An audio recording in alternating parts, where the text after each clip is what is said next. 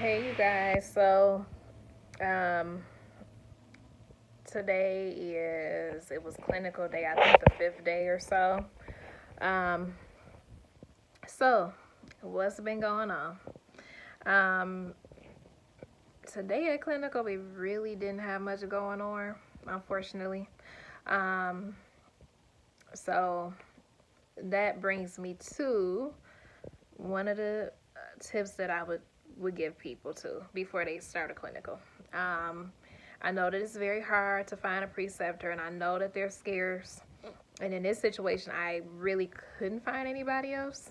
So I really didn't have a lot of choices or a lot of options this particular semester, which is why I before in my previous video told people that it's very important to look for preceptors in advance.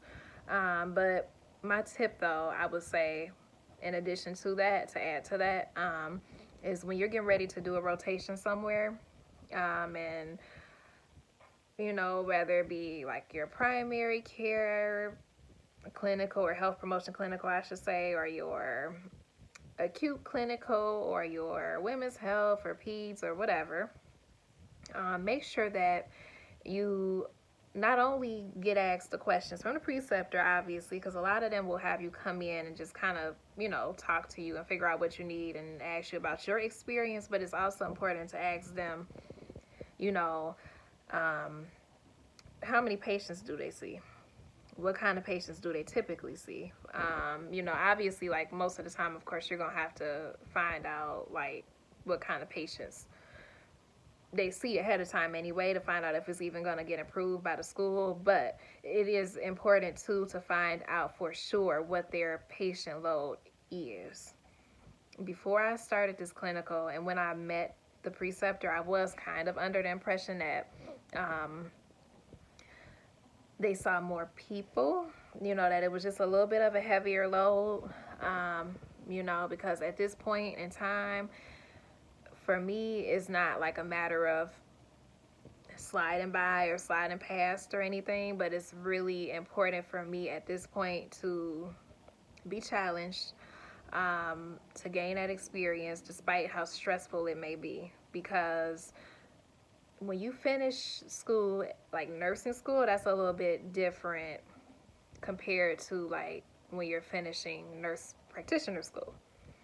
Um, you know, at that point, a lot of places they may expect you to know a lot of things ahead of time. And that depends to all and where you work at and all of that. But anyway, I say all that to say it is very important to figure out what's your preceptor patient load and, what that looks like.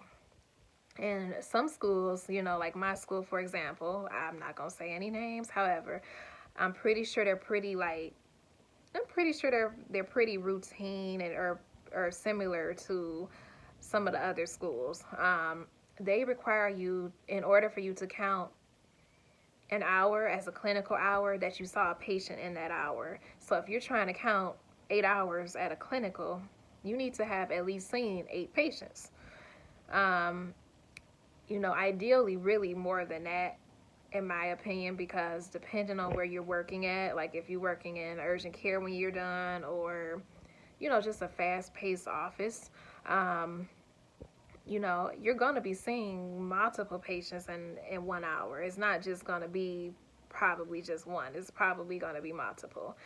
So it's really, really good to get that experience so that you can learn how to manage your time, just as we all had to as nurses, for those who are in nurse practitioner programs. We all know you have a patient load. You got to manage your time. You got to figure out how you're going to get this done, how you're going to get this charted, and all of that. Same thing applies once you're a nurse practitioner. You have to manage your time because, quite honestly, a lot of times you're billing these patients. So if you're not having a high patient volume, then you're not getting paid sometimes um, what ideally should be getting paid. But anyway, long story short with that, just make sure that you're familiar with the setting and how many patients that person sees before you make your decision. Even though preceptors are scarce these days. Let's see, what else? So the last few days, or not even just the last few days, but the last few weeks, because my last video was probably a few weeks ago. I would say some of the stuff that I've been learning and just going over on my own. So guidelines, more guidelines, and more guidelines. Very important. I did not realize the whole intensity of that, but there is guidelines. And guidelines, you'll learn pretty quickly, especially once you start clinicals. When you're in nurse practitioner school, you'll learn very quickly that guidelines are very important for almost everything. When to screen people, at what age, when do they need to get screened earlier, what's first line treatments for hypertension. That varies off of age, it varies off of race, cholesterol, how do you know how to dose that? What conditions require you to provide a higher dose? Is age going to affect what dose you're giving people? And 9 times out of 10, that's always going to affect that. So, it's just all about guidelines. I would say even if you're looking into starting a nurse practitioner program, it doesn't hurt to go to like Barnes and Nobles and get like a guideline book. I have to show you guys my guideline book that I have because I purchased it outside of what was required for school, and I can say that I use that probably more than the books that they actually gave me for school because it's kind of like, it's smaller. I can take it to work with me. I can look at it at work when I have time and when I choose to, I guess.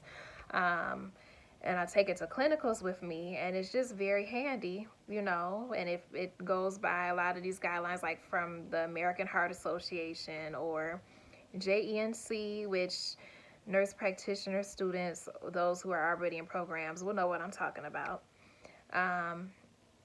But yeah, guidelines are very important. So I've been learning a lot about guidelines, and I have been trying to utilize like YouTube videos as well, because after a while you get really tired of reading. So YouTube videos can be very helpful as well, as far as even just assessments. If you're in a job, like for example, for me, I started off doing acute care, but now my job currently, we don't do any assessments really when it comes to like head to toe physical assessments. We don't. We ask a lot of questions, and they're always the same exact questions to everybody. It's just, much different than a hospital. So if you're somebody like me who has kind of gotten away from like the acute care aspect and you're just not always doing assessments, YouTube videos have been pretty helpful for me because I don't, have a lot of people who I can just say, oh yeah, let me, practice on you. I have a few, but not that many. So YouTube videos have been pretty helpful with just learning certain skills and things like that, or just kind of reviewing things, and for it not to be so like cut and dry reading all day. So that's like a recommendation I would give to people. And I know some of my classmates listen to podcasts like on their way to clinical and things like that. That can be helpful too, driving and listening to things to kind of just gain some more information. And then personally, so I obviously, still at the same job, no leads when it comes to that. So right now I'm just kind of like, do I want to switch jobs right now? Do I want to wait until it's like a few months from now possibly? And I might do that. I might wait a few months because I have some things coming up in April and May. And so once those things are done and I know I don't have to worry about, I've got to take off, I got to do this. Once that's over, I think I'll feel a little bit more comfortable if someplace calls me. But so far, I haven't really got that many calls for things. I've had one interview, but I just kind of decided against that because of some of the things that were required compared to, like, honestly, the pay. Sometimes it's like that. But, so yeah, that's what's been going on work-wise. Same old last week here because I'm in Michigan. So last week, Um, we were shut down Wednesday and Thursday. Didn't work a full day last week on Monday. And we only worked Tuesday as a full day and Friday as a full day. And we still really didn't see that many patients, because the weather. So, pretty slow week last week. So this week I'm actually really, really tired. I was very tired at clinical today. Thought I went to sleep at a decent time yesterday too, but very tired, tired. I was tired yesterday. I had to rip and run. And speaking of yesterday, I did meet with a doctor who works at an urgent care who actually was nice enough to follow up because half these places don't even follow up. They don't follow up. You got to stalk them and do all that. Well, this doctor was actually followed up to my voicemail, and we agreed to meet yesterday. So I went to meet him yesterday at the urgent care, and he seems like a very nice man, older gentleman, and seems like he's probably like knows his stuff pretty well. And he said he does mostly like holistic things, so he's really into that, which is great though, because I mean, really, when you think about it, if you can eliminate medication for people or decrease it, I mean, that's awesome because there's always going to be some side effects in the long run for medications. I mean, it is. It's always going to be side effects. So he said he's mostly into holistic medicine. I asked him about his patient load, how many patients they see, and all of that. And they see a good amount of patients. He even showed me a calendar on how many patients they had seen last month and so far this month.